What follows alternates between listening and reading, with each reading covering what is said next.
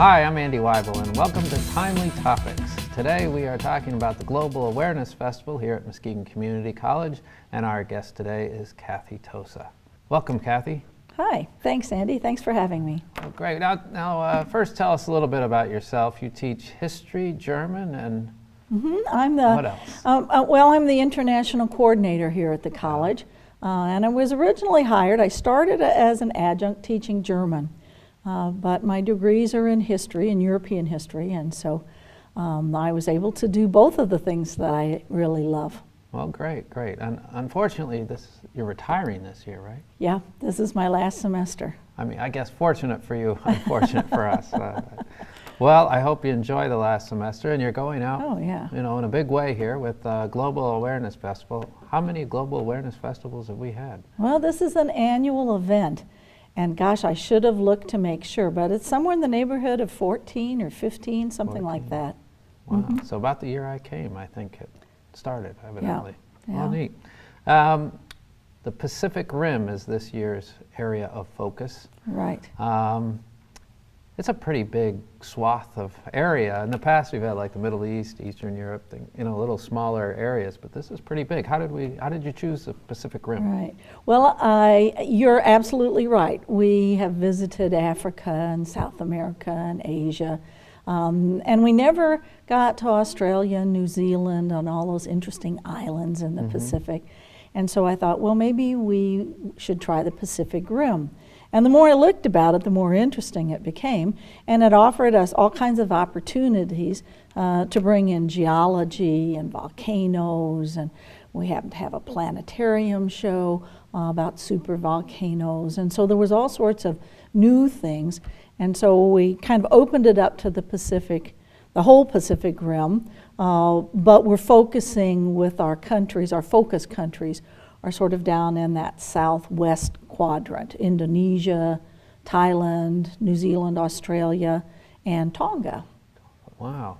Now, can you kind of give, it's kind of a horseshoe, isn't it, the Pacific Rim? It goes all the way around. If you start, in fact, we have a video that was put together by a gentleman named Michael Palin. The BBC supported him as he journeyed all around the Pacific Rim, and he begins, and I'm putting my hand up because of the north, he begins in the Bering Straits between the United States, Alaska, and Russia, and then he travels down Japan, Korea, China, and then Indonesia, Malaysia, around Australia, New Zealand, then up Chile, Colombia, Peru, Central America, and then Mexico, the United States, and back to Alaska. Wow. So it's a huge trip. It took him like 170 days, and it's really fascinating because he looks at cultural events, a crocodile farm and a tea ranch, and the Kodiak bears, and the Gulag, where the Soviets had dissidents mining uranium. And it's just fascinating what he does. And we've spread it out all over the whole week so that you can see these various episodes. There's 10 different episodes on this video. Yeah. Wow. So you're right. It's a huge, huge area. And so we kind of tried to, as we worked on putting the displays together and all, we kind of tried to make it a little bit focused on that South Seas. Okay, neat. But it includes South America, Central America, and North America, and so wow, it's a huge swath. Well, it's Asia. It's really, it's that Pacific plate that moves, and the Ring of Fire is the ring of volcanoes, and there's more than 100 volcanoes that are around the Pacific plate. Wow. And so up in Alaska, the volcano shoots off, and then you see it in Chile and in Indonesia, and so it's all part of those volcanoes on the rim. Yeah, I was reading that 75% of active volcanoes are in the Pacific Ring of Fire, or Pacific Rim, and 90% of earthquakes happen in the Pacific Rim. That's a lot. Yeah. Well, and Tammy Enberg, who comes from Indonesia, is going to talk about growing up with volcanoes and earthquakes. That's the title of her talk on Tuesday night. So I'm looking forward to that. Yeah.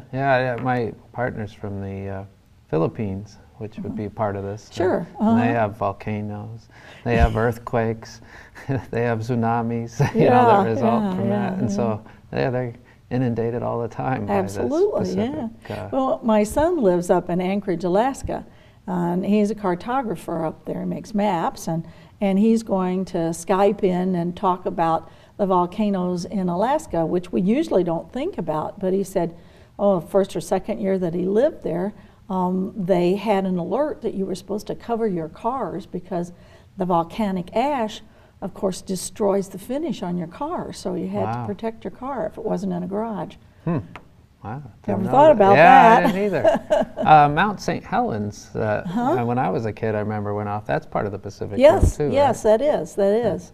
And in fact, we have a poster that was designed, and Mount St. Helens figures prominently in the poster because that's one of those volcanoes. We have our graphic design students. There's a little contest that we run every year, and they have the topic for the Global Awareness Festival, and then they're free to design a poster advertising it. And so this year, Vanessa Beal created our award-winning poster, and there's a monetary award that goes with it. Yeah. Plus, then I use it in all the advertising, and she can put it in her portfolio, so it's really a nice thing. Stepping stone to great things, I guess. Well, I hope so. Well, there's a lot of them, neat ones out there. I know they're displayed here at the college, and I do think they might have picked the best one, though. I like this one. This is a nice one. Yeah. It's a little bit like those Impressionist paintings. You have to stand back, and when you do, then you see that she's used words to create a volcano. Right. It's really very clever. Yeah, it's neat up close, and then farther up back, close it's you different. See all the names of the volcanoes. Yeah, it's pretty neat. So will you be focusing more on the geology, or will it be more on the culture, or try to do a little of both? Well, it's a little bit of both. This year we have more geology than we've ever had, which I'm really excited about. The geology classes have done posters about the different volcanoes on the rim, and so they'll be introduced to us on Tuesday in Collegiate Hall, and then we're going to put them up around the second floor of MCC, because we can make that into a little Pacific Rim and have volcanoes around. Yeah. And then we have a number of speakers who will be focused in on geology. Alan Hinks from West Shore Consulting will be coming on Wednesday, and he'll talk a little bit about careers. There are lots of career opportunities in geology right now. And then Amber Kumpf. And are there more of those job opportunities in the Pacific Rim area, given that's where so much activity is? I don't know. I think we'll find out from Alan, but I think that it's a field where there are lots of opportunities all over, and not just the Pacific Rim. But Amber Kumpf, who teaches here, she spent time in the Pacific drilling into a super volcano that was under the sea in the ocean. So she's going to talk about that. I'm excited to hear about that. Yeah, that does sound great. Yeah, I know she's done some work there. And what's under the ocean is sometimes a mystery, but we are finding out more and more that it's like a different world than we thought going on, I think. Well, yeah, I think we're discovering more and more. So we'll have a lot of that, the physical, the geology. And then it's always, it's interesting how people live, and the culture and the food. And this year our chef, Zach, and I we're going to be doing a little thing on food as a taste of culture. Okay. And he'll make some dishes for us to try on Tuesday. And during our information fair, we're going to have rice, different kinds of rice that you can sample, and different kinds of salsa, and let us know which one you like the best. Oh, interesting. So it will be fun. I'm looking forward to that. Yeah. It's kind of Southeast Asia, rice is a staple. Exactly. Sure. The jasmine rice and the lots of, we just talk about rice, maybe brown rice and rice. White rice, yeah. There's all kinds of rice in the world. Sure. Well, that's neat. And well, I wonder, I guess food is an important part of culture. Oh, yeah. And it's probably, do you know why that is? Well, it's an integral part. You know, we have to eat, but we humans like to do a whole lot more than just eat. We like to make it festive, and it reminds us of special events in our lives, and it reminds us of our families. And food sort of speaks to us, and certain dishes and certain smells and tastes. And I've been doing some research and looking into some cookbooks from that area, and there's just wonderful things. And it ties in with religion, and it ties in with your family culture and your just everything. Yeah, and I suppose it's localized too, what grows there, what is absolutely available. Sure, what's available. Yeah. So. And I was just reading last night about rice cones in Indonesia, the saffron colored, the yellow colored rice, and that it's served very festively on a star-shaped leaf, and in the middle is this cone that looks a lot like a volcano. Yeah, right, you know? right. That might be the inspiration, right? Who knows? Who knows? I guess I'll find out. Huh? So what again, just so we don't forget, what are the dates? The dates are the 9th through the 13th of February. Okay. And so on a Monday we'll start. We'll have our planetarium has a great show called Super Volcanoes, and we'll start with that, and we'll have a little Johnny Cash Ring of Fire. And we try to bring everybody in. We have a really interesting display in the Overbrook Gallery this time. It's called Nagas, which means serpents. And it looks at snakes and how they're depicted in Buddhist folklore and in Buddhist religion. And so we're really pleased to have that. We'll have a gallery talk on Monday evening. First an opening, and you can meet the artist and look at his pieces of art, three-dimensional pieces, and then he'll give us a little lecture about his inspiration and why he chose that topic and how that relates to his life and his culture. Right. So so that's always something interesting. If you just lived in West Michigan, you'd probably think to do. Exactly. And that's really the reason behind Global Awareness Festival. It's so we can sort of vicariously travel, if you will. Right. It does bring the world to MCC. Well, that's one of the reasons that we do it, because not everyone has the opportunity to travel to Indonesia or travel to Australia or even to Hawaii. Although we'd all like to travel. Yeah, never been there either. But I think also, we get a lot online now, but it's nothing like talking to someone who's been there, experienced it, and to ask questions. There you go, yeah. You can ask questions and they respond, and you get that one-on-one kind of contact with someone who's lived in a different place and eaten different things and spoken a different language and experienced different things in their lives. Yeah, I guess we maybe can open up to be more understanding of the world. Maybe that has a nice effect as well. Well, that the more we know about other people, the less different they are, the more like us they become. And it's harder to be angry and fight with someone who's like you. Right. So we can appreciate them more and maybe why they do certain things, and it's just fascinating. I remember you, when we were talking before we went on air here, that you've had exchange students in the past live with you. And I think one of the reasons that was started is that when you make those connections to people around the world, you understand them more, and you're less likely to, say, want to engage in battle with them or have controversy and conflict. Absolutely. I think the more information, the more knowledge you have, the more interesting, the nicer the world becomes. Yeah, my German exchange student I mentioned, she and her German husband went to Auckland, New Zealand, just to kind of see what it was like, and that's where they've now decided to stay. And wow.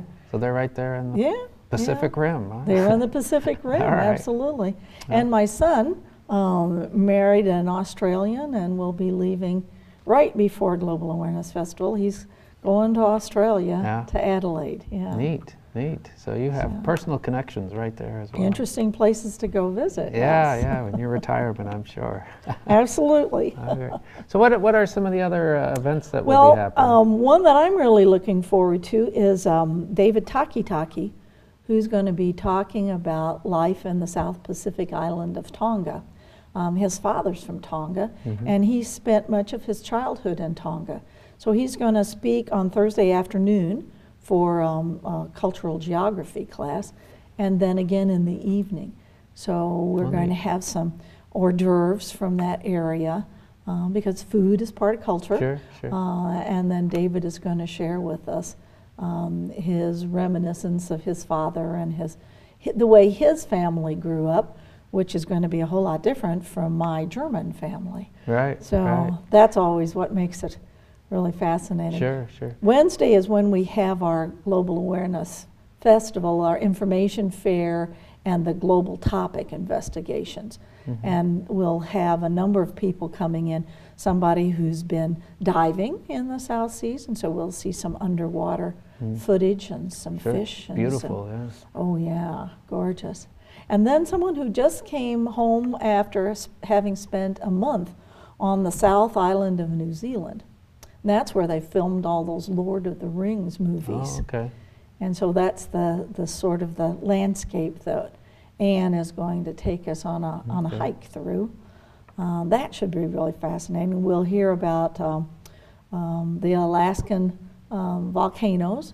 They're going to Skype in, and Amber's going to tell us about being on the Pacific and drilling in the volcano, and Jennifer Jones is going to talk about living in Hawaii. Yeah. Okay. Wow. And Jennifer Jones, she teaches here as well. She teaches here as well. Education, I believe. Education, yeah. And David Takitaki is an adjunct instructor here. Yes. And political science. Is that right?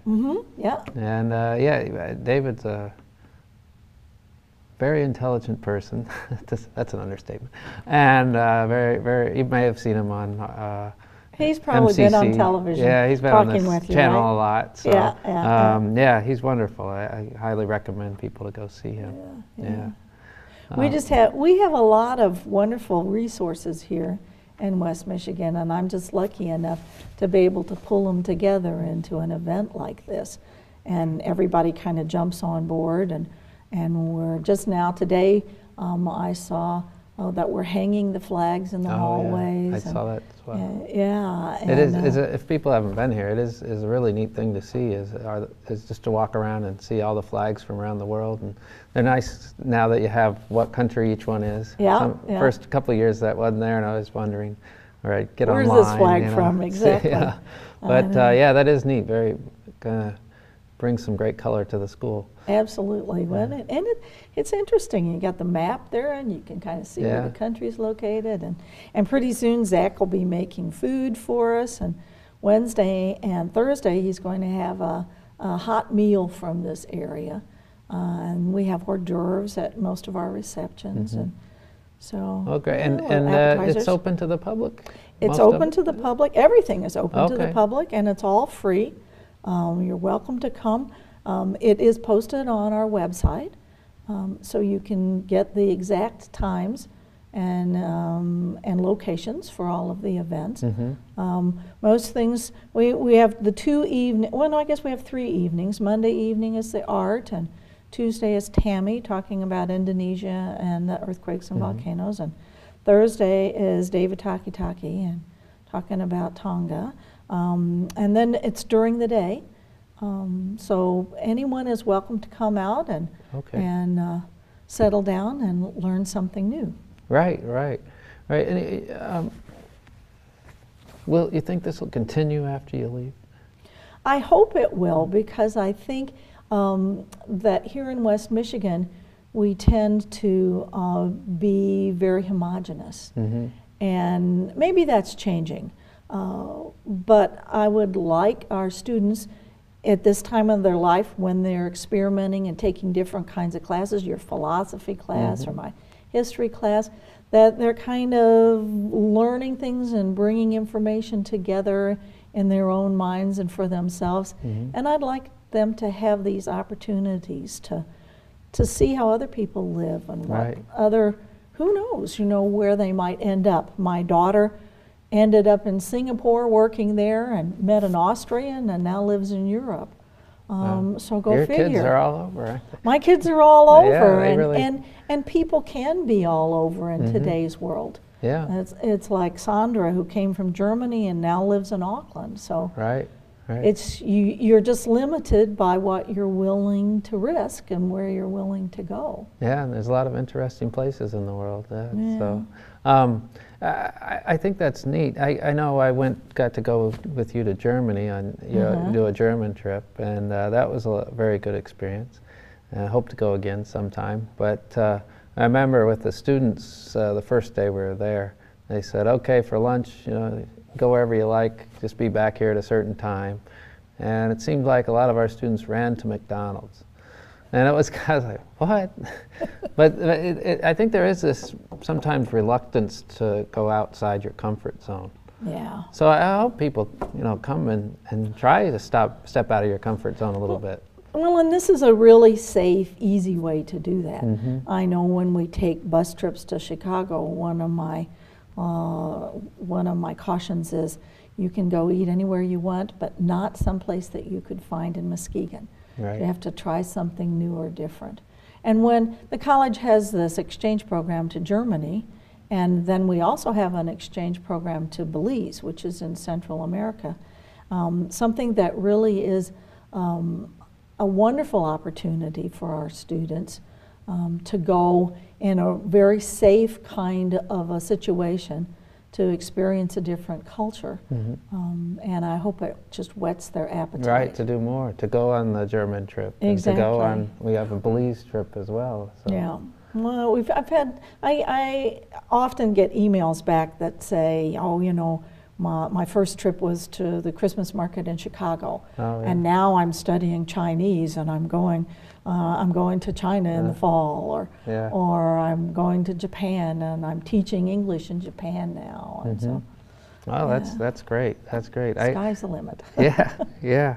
That is. I remember over the break, my partner's relatives came to Los Angeles. We met them there, and they're from the Philippines. And like when I go to a larger city, it's what different ethnic foods can I eat while I'm there?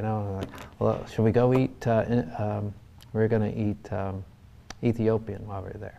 And I said, I think we should eat at the Cheesecake Factory.